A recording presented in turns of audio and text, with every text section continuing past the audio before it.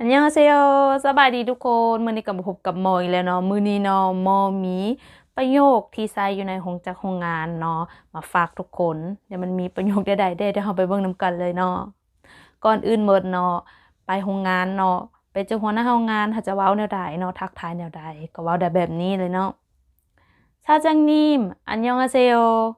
사장님 안녕하세요ก็คือแบบเป็นการสบายดีเนาะเป็นการสบายดีเจ้าของโรงงานนั่นเองเนาะแล้วเวลาที่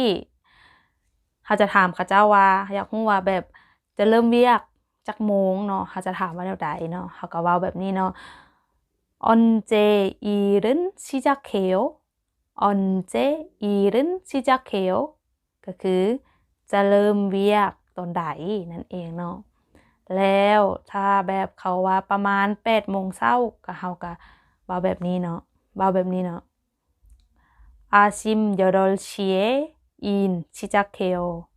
아침 8시에 일 시작해요. ก็คือตอนเช้าเริ่มตอนเช้าเนาะ8 โมงนั่นเองเนาะเริ่มตอนเช้า8 โมงว่าแบบนี้เนาะแล้วเขาเจ้าบอกให้เฮาเปิดเครื่องเนาะเปิดเครื่องจักรนะเขาเจ้าจะเว้าแนวใดเนาะก็เว้าได้แบบนี้ 기계는 키세요. 기계는 키세요. เปิดเครื่องได้เลยเนาะเปิดเครื่องจักรได้เลยก็ว่าแบบนี้เนาะถ้าเฮาจะตอบเฮาก็บอกว่าโดยเปิดเครื่องละเด้อเนาะบอกให้กับคนที่แบบหมู่ครูที่อยู่ใน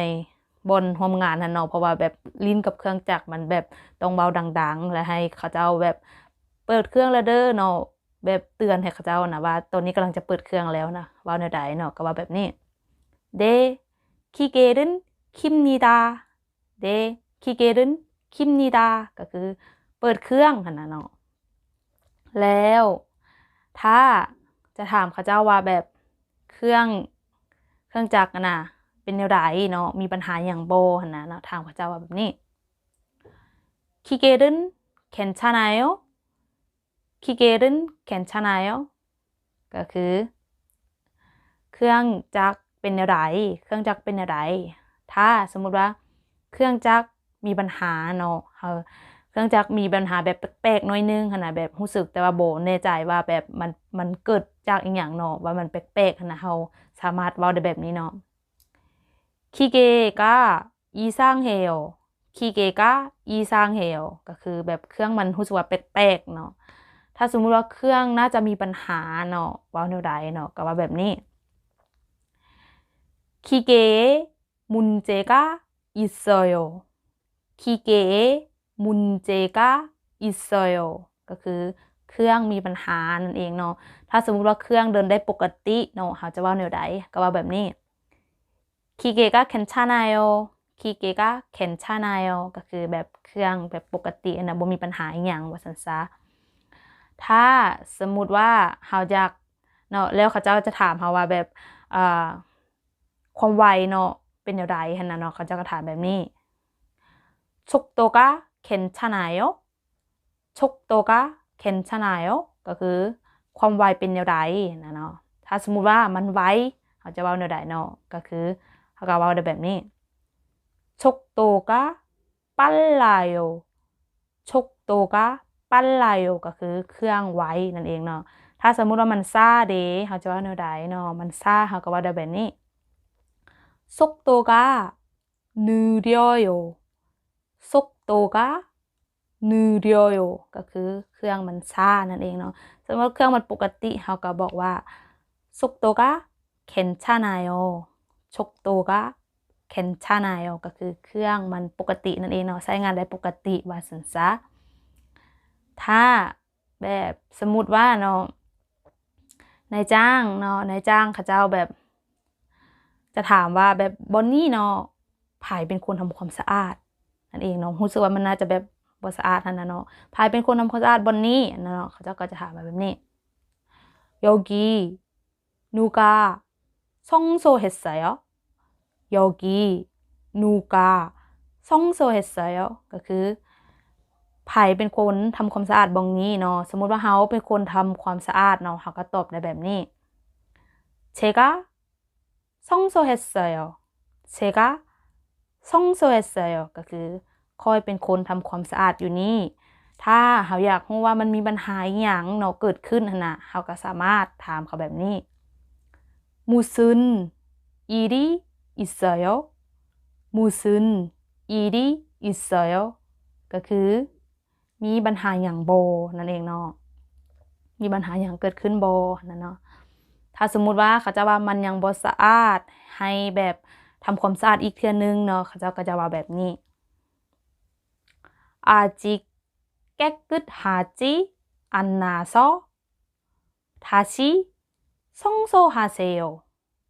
아직 깨끗하지 않아서 다시 청소하세요. ก็คือมันยังบ่สะอาดเทื่อเนาะให้เฮ็ดความสะอาดอีกเทื่อนึงนั่นเองเนาะถ้าสมมุติว่าเขาเจ้าบอกว่าไปเอากล้องมาให้อีกอันนึงเนาะจะเว้าแนวใดเนาะก็เว้าได้แบบนี้ 상자 하나 더